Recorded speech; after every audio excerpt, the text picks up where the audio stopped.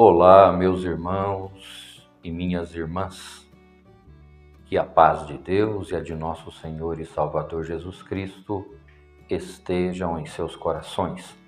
Graça e paz da parte de Deus a todos nós. Tem algum tempo na nossa vida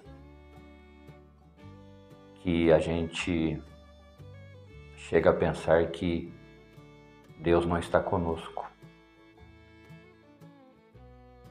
E o inimigo de nossa alma, ele tem uma força tão grande, uma capacidade enorme para fazer comichões. E ele consegue assoprar nos nossos ouvidos alguma coisa que, se a gente não estiver numa perfeita e sublime comunhão com Deus, não tiver uma fé viva, a gente acredita nele. Ele pergunta: cadê o seu Deus? Será que ele não está vendo o que você está passando? O quanto você está sofrendo? E depois vem uma acusação. Você não merece Deus na sua vida. É por isso que ele se ausentou. Vou fazer o mal para você. Deus não está vendo? Ele não olha mais para você? Olha, meu irmão e minha irmã, quanta gente já acreditou nisso. Não teve paciência, foi para o mundo, às vezes até desamparado por algum irmão, alguma irmã de fé. Diz-se irmão de fé, mas na verdade não é. Discriminado pela igreja. Quantos fizeram coisas terríveis contra a própria vida. A gente tem que acreditar, irmãos, acreditar, irmãs, que Deus está conosco. Ele sempre esteve conosco. Tem tempo que é assim mesmo. Parece que estamos sozinhos, mas nunca estamos. O Senhor nos observa, o Senhor nos vigia, Ele cuida de nós. Mas a nossa fé, a nossa paciência é testada. Afinal, nós estamos marchando rumo aos céus. Para entrar lá naquele lar celestial, não é fácil igual muita gente pensa, não. Por isso não devemos, de maneira alguma, levar as coisas de qualquer maneira. É preciso levar a sério a nossa fé. Essa crença de que há um lugar preparado para nós. Foi Jesus quem preparou lugares. E ele disse: onde eu estiver, vocês estarão também. Não só vocês, dizia ele para os seus apóstolos, para os seus discípulos naquele tempo, mas para todo aquele que guardar a minha palavra, obedecer aos estatutos, aos mandamentos de meu Pai. O fundamento dessa mensagem que eu quero trazer para você é esse: Deus nunca nos abandona. Mesmo que alguém diga que Ele nos abandonou, não acredite nisso. Ele sempre está conosco. Isso acontece nos tempos de hoje, essas acusações, essas afirmações mentirosas, como aconteceu lá no passado. Acontece hoje, aconteceu no passado e sempre vai acontecer. Vou te relembrar alguns casos aqui para mostrar que Deus sempre esteve e sempre estará com seus filhos, mesmo que em algum momento isso pareça não ser a verdade. Vou começar aí com duas histórias bem parecidas, a de Sadraque, Mesaque e Abednego e a de Daniel. Cada um com a sua prova, mas no que caíram, tudo teve o mesmo fundamento. Inveja de seus inimigos, quando viram que Deus fazia esses seus servos prosperarem, mesmo estando longe de sua terra, vivendo num cativeiro. O cativeiro lá da Babilônia. Faz-se uma estátua de ouro, muito grande, muito bonita, muito chamativa, lança-se um decreto, e qualquer um que dobrasse os seus joelhos para um outro Deus,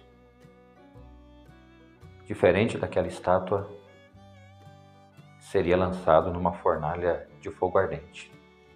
Todo mundo se ajoelhou, menos Sadraque, Mesaque e Abidnego. Foram questionados. Não nos cabe a gente explicar esse negócio para o Senhor, ó Rei. A nossa fé está num Deus vivo, diferente desse aí. Por fim, foram condenados para serem lançados naquela fornalha de fogo ardente. E algumas pessoas perguntaram, questionaram, acusaram: onde está o Deus deles agora? Vivem se prostrando para esse Deus, falando desse Deus, exaltando o nome desse Deus, e agora eles se recusam a se ajoelhar diante da estátua, honrando a esse Deus, e Deus os abandona. Vão ser queimados, vão passar vergonha. Alguém ria quando viu aqueles 3 rapazes enfileirados para entrar naquela fornalha de fogo. Quando se recusaram definitivamente, numa última chance que lhes foi dada, dobrar os seus joelhos diante daquele ídolo, foi o rei enfurecido. E 7 vezes mais foi ordenado que aquela fornalha fosse aquecida. Do jeito que já estava, ninguém suportaria. Agora imaginem, meus irmãos e minhas irmãs, 7 vezes mais. E quando são lançados ali, risadas, gozações, brincadeiras da pior espécie, zombarias que não acabavam mais, todo mundo rindo. Só que de repente, os 3 começam a passear dentro da fornalha como se ali não tivesse fogo algum, calor nenhum, caloria nenhuma. E o rei, assustado, olha e pergunta para as pessoas: quantos foram jogados ali dentro da fornalha? 3, ó rei. Eu vejo 4. Como assim, rei? Vejam lá. Tem alguém passeando com aqueles 3 jovens dentro da fornalha. Eu estou vendo 4. E um tem um aspecto dos anjos. E nada está acontecendo com eles. Todos ficam maravilhados. Foi dada a ordem que tirassem ali Sadraque, Mesaque e Abidnego. Quando saem para fora, nem um fio de cabelo foi queimado, nem um pedacinho das suas roupas, dos seus calções, dos seus chapéus. Sabe por que isso aconteceu, meu irmão? Sabe por que isso aconteceu, minha irmã? Porque Deus estava lá, no momento mais difícil da vida daqueles 3 jovens, recompensados por sua obediência, recompensados por sua crença, por sua fé. O Senhor os livrou e fez uma linda obra com eles. E quem foi jogado lá foi o acusador. Aqueles, na verdade, que fizeram aquele manuseio de situação para criar uma acusação, para ser formada uma lei, somente para destruir aqueles rapazes. Quando o rei entendeu tudo o que aconteceu, ali Deus apareceu. Aqueles homens foram jogados lá e não tiveram a mínima chance. Deus estava lá. Deus esteve lá com Sadraque, Mesaque e Abidnego. Tinha Daniel se destacando, homem sem vício, aquele que orava 3 vezes por dia, ali para os lados de Jerusalém, para os lados do templo, não negava a sua fé, mesmo numa terra diferente, não comia o que os outros comiam, não bebia do que eles bebiam, tinha ali a sua crença em Deus, ensinou, foi ensinado nos princípios do Senhor, e eram naqueles princípios que ele ficava, na comida, no porte, no comportamento, nas falas. Cresceu naquele reino também, foi invejado da mesma maneira que aqueles 3 jovens. Alguém chega para o rei, mexe com a vaidade dele,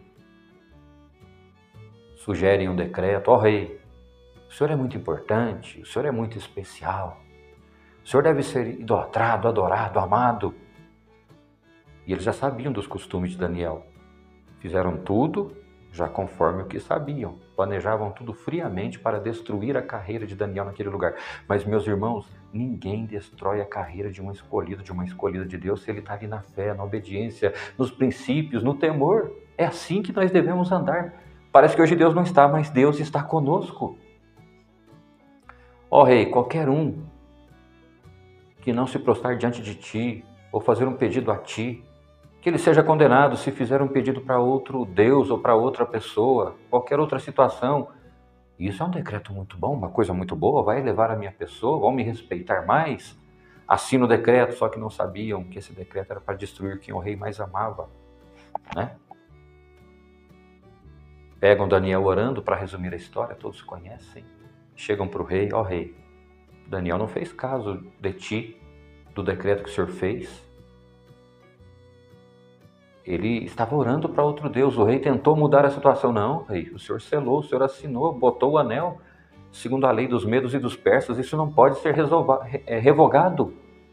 É uma lei muito forte. Não teve uma outra situação, uma outra saída para o rei, a não ser deixar colocarem ali Daniel na cova dos leões. Aqui os leões não comiam, estavam famintos. Era só chegar ali e cair que já estava sendo comida deles. Eram devorados na hora as pessoas que eram jogadas nessas covas. Também ali alguém falou, aí, ó, cadê o Deus de Daniel agora? Honrou, adorou, orou, pediu. E agora quando ele mais precisa, ele é desamparado por Deus. Deixou de pedir alguma coisa para o rei para pedir a Deus. Se pede para o rei era atendido, agora pediu para Deus e vai morrer. Como comida de leão. Onde estava Deus, meus irmãos? Quando Daniel foi arrastado para aquela cova. Mas quando ele chega ali e é tapada a cova com uma pedra, já Deus envia um anjo. O rei perde a noite de sono, fica preocupado, amava Daniel, estava arrependido. Enquanto ele, nem música ele quis, não quis ninguém que o divertisse, não queria solidão. A noite demorou a passar. Enquanto ele estava apavorado sem dormir, Daniel dormiu lá dentro da cova dos leões, tranquilamente, como se estivesse no melhor colchão do mundo. E ele viu o anjo de Deus transitando para lá e para cá, e os leões estavam ali como se não o vissem. Ou se o viram, viraram gatinhos, até algum carinho receberam de Daniel. Amanhece o dia, o rei vai.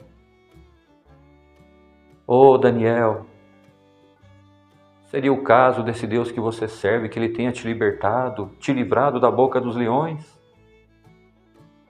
Aquela fé do rei teve resultado, aquele arrependimento. E a fé e a crença de Daniel, muito mais. Ó rei, vive para sempre, eu estou bem. Deus viu que eu não devo nada para o Senhor e não tenho feito nada de errado contra ele também. Ele tem visto que eu sou fiel, estou aqui.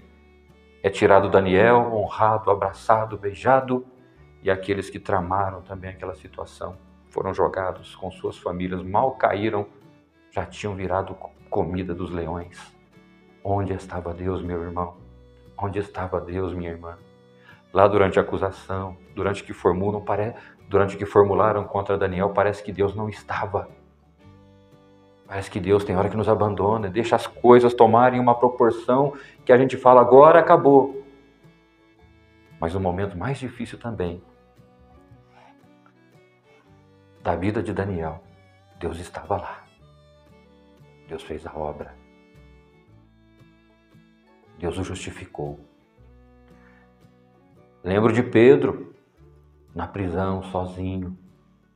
Herodes, no tempo da Páscoa, sempre matava alguém ali para agradar os sacerdotes, os escribas, os fariseus, alguma parte da sociedade que não estava ali muito feliz com o seu governo, e ali o cristianismo crescendo, a palavra de Deus, o evangelho, o rei tinha que fazer alguma coisa, né, para provar para o povo que ele também não estava satisfeito com aquilo, que ele estava fazendo alguma coisa, e mandou prender a Pedro e ia matar.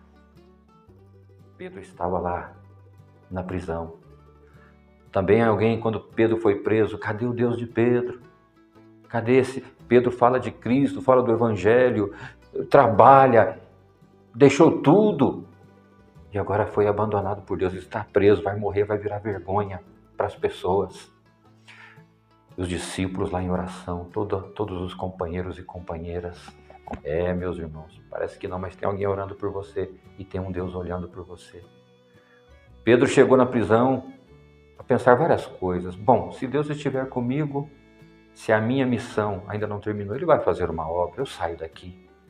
Porém, se terminou a minha carreira, se como João a minha cabeça vai ser colocada num prato, ou se eu vou ser enforcado, ou se eu vou ser sacrificado, não sei. O que importa é que Deus sabe de todas as coisas. Tranquilo então, esperando um livramento, ou já crente que poderia ter terminado a sua carreira, ele dormiu. Ele confiou em Deus. O que importa é confiar em Deus, irmão. Sadraque, Mesaque e Abidnego confiaram em Deus. Se morresse, morreriam em Deus. Daniel confiou em Deus. Se morresse, morreria em Deus. Pedro confiou em Deus. Se morresse, morreria em Deus. Mas de repente, alguém toca nas ilhargas de Pedro, ou seja, nas suas costelas. Pedro, acorda! Pedro meio que esfregando os olhos. O que está acontecendo? Era um anjo, alguma coisa que ele nunca tinha visto na vida. Um ser tão belo, um ser tão maravilhoso. Me acompanhe, Pedro, pegue a sua capa, venha. E passam pelo primeiro quaterno de soldados e vai passando por todos, parece 4 quaternos, 4 grupos de 4 soldados. A porta ia abrindo sozinha, Pedro já não estava com as suas cadeias, nem nas mãos, nem nos pés. A capa nos ombros, meio que sonhando, e vai passando por aqueles soldados, ninguém vê. Era como, e eles continuavam ali apostos com a sua lança, ali em sentido. A hora que vê Pedro está na rua, pensa que está sonhando, o anjo desaparece. A hora que ele cai em si, não, eu estou livre, foi um anjo de Deus que me libertou. Onde estava o Deus de Pedro, irmãos? Estava lá, no momento mais difícil da sua vida, quando ele pensou que ia morrer. O Senhor o libertou. Ele chega onde estavam os seus irmãos orando, a menina Rod, de tão emocionada, abre a porta, vê que ele fecha, em vez de abrir para ele entrar, ainda vai lá falar, alguém não acredita, é o fantasma dele, não pode, é o anjo dele, aliás. De tanto ela insistir, eles vão lá e abrem a porta, era Pedro, abraçaram, beijaram e oraram. Deus estava lá. E naquela oração de agradecimento, o Espírito Santo estava lá e foi uma grande alegria, choro, choro, choro, por ver a obra de Deus. Te trago essa mensagem, porque Deus está aí com você. Você não imagina quanta obra você recebeu, porque Deus estava lá naquele momento, estava lá naquele lugar. Você está temendo alguma coisa? Eu só te trouxe essas palavras hoje, para dizer que como Deus estava lá com o povo do passado, Deus está comigo, Deus está com você também. Ele vai fazer uma obra, Ele vai fazer um milagre. Ele está com você. Não ouça os comichões do seu adversário. Ele é um mentiroso. Ele é um acusador. Um jogador de lama. Um jogador de tranqueira pelo nosso caminho. Um armador de laços. Ele só sabe fazer armadilhas, covas, redes, mas ele não vai te prender. Hoje Deus está te respondendo por essa mensagem. No passado, eu estive lá. No presente, eu estou aí com você. No futuro, me espere. Eu estarei lá também, te guardando, te protegendo, te livrando de todo o mal. Armadilhas, laços, ciladas, invejas, cobiças, armas preparadas contra você. Nada disso prosperará, porque eu estou aí, agora, no fundo de sua alma e de seu coração. Que Deus te abençoe. Que o nome do Senhor seja sempre louvado.